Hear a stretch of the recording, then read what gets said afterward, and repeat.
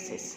ठीक है, फर्स्ट आपके पास है रो मैट्रिक्स। रो मैट्रिक्स के नेम से ही हमें पता चल रहा है कि इसमें रोज होंगी। जब भी आपके पास मैट्रिक्स में सिर्फ वन रो होगी, सिंगल रो होगी, तो आपके पास वो मैट्रिक्स रो मैट्रिक्स आज बन जाएगी। इसकी डेफिनेशन क्या है? A matrix has only one row. ठीक है, फॉर एग्जाम्पल हम कंसिडर कर लेते हैं, 2-3 मैट्रिसेस कंसिडर कर लेते हैं। ए कंसिडर कर लेते हैं 3 2 3 हमने कंसिडर कर ली। अब आप देखें इसमें कितनी रोज़ हैं। रोज़ क्या होती हैं? Horizontal lines of numbers. आपके पास इसमें एक ही रो है, तो ये आपके पास क्या बन गई है? रो 1 है, तो ये आपके पास ए जो है रो मैट्रिक्स है। अगर मैं कंसिडर करूँ कोई और example, B is equal to 2 3 4 5। अब इसमें देखें आपके पास क्या एक रो है, इसमें आपके पास ये फर्स्ट हॉरिजॉन्टल लाइन है, ये सेकंड हॉरिजॉन्टल लाइन है, तो इसमें रोज़ कितनी है आपके पास? 2 हैं, तो ये आपके पास बी जो है ये आपके पास रो मैट्रिक्स नहीं है। सेकंड डेफिनेशन है हमारे पास कॉलम मैट्रिक्स। कॉलम मैट्रिक्स भी नाम से ही पता चल रहा है कि इसमें कॉलम्स होंगे। कॉलम होता क्या है? Vertical line of numbers.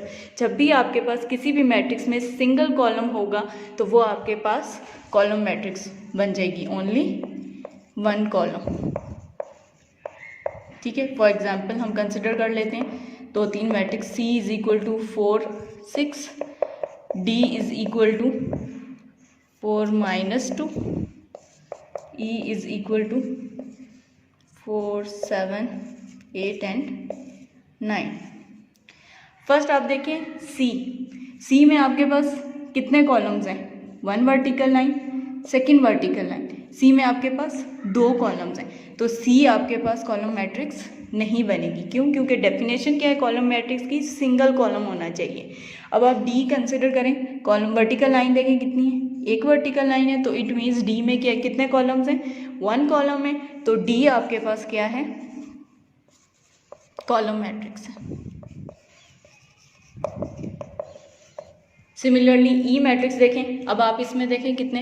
1 vertical line, second vertical line, 2 vertical lines हैं, तो ये तो आपके पास डेफिनेशन को फुलफिल नहीं कर रहा। डेफिनेशन के हिसाब से सिंगल कॉलम होना चाहिए, तो ई भी आपके पास कॉलम मैट्रिक्स नहीं है।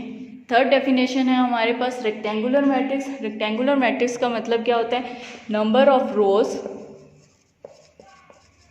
And number of columns are different.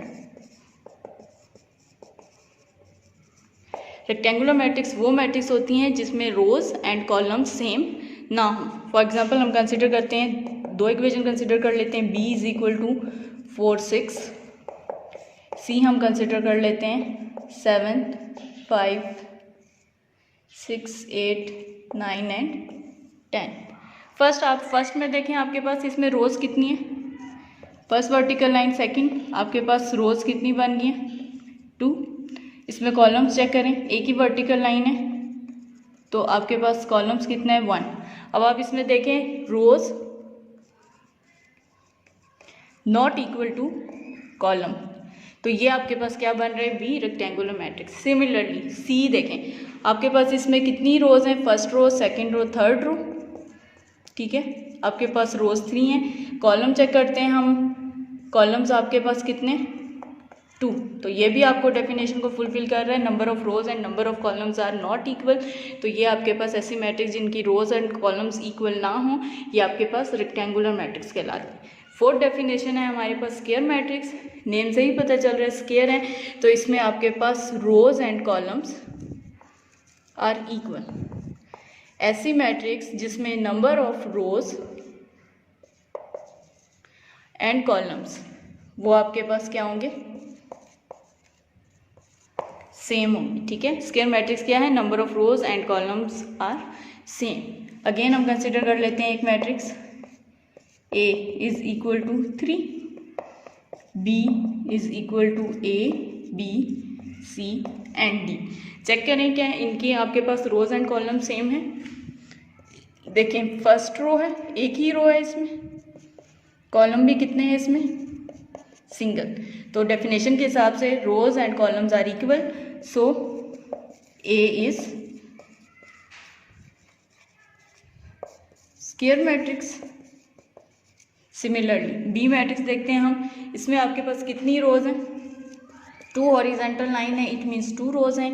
2 vertical lines हैं तो आपके पास कितने कॉलम्स हैं? 2 हैं। Number of rows and number of column same है, तो बी भी आपके पास क्या होगी? स्क्वायर मैट्रिक्स है। ठीक है। फिफ्थ डेफिनेशन है हमारे पास नल और ज़ीरो मैट्रिक्स। ये नेम से ही पता चल रहा है कि ऐसी मैट्रिक्स जिसमें हर नंबर आपके पास ज़ीरो हो या हर एंट्री एलिमेंट ज़ीरो हो, तो वो आपके पास क्या बन जाएगी? नल और zero matrix. Every entry is zero. For example हम ए मैट्रिक्स कंसिडर करते हैं, ज़ीरो है। बी कंसिडर कर लेते हैं, ज़ीरो ज़ीरो। कोई भी ऐसी मैट्रिक्स जिसका हर एलिमेंट आपके पास ज़ीरो हो तो वो आपके पास नल मैट्रिक्स बन जाती है। सिक्स डेफिनेशन है हमारे पास transpose of a matrix. Transpose of a matrix का क्या मतलब है? Interchange rows into columns and columns into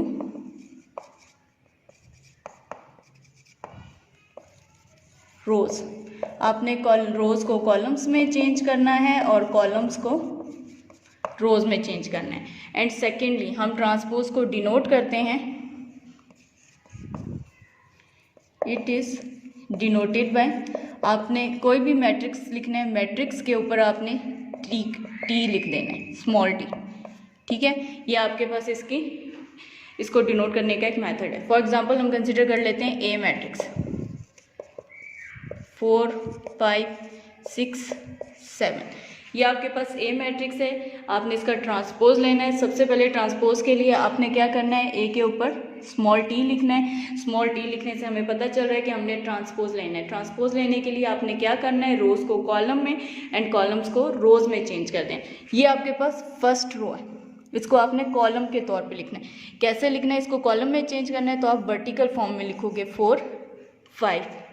तो सेकंड, फिर आपने क्या करना है? सेकंड रो को भी किस फॉर्म में लिखना है? कॉलम की फॉर्म में। तो आप क्या करोगे? 6 को पहले लिख दोगे और 7 को बाद में। ये आपका क्या बन गया है? ट्रांसपोज है। या रोज कॉलम में चेंज करने, कॉलम को रोज में चेंज करने। Thank you.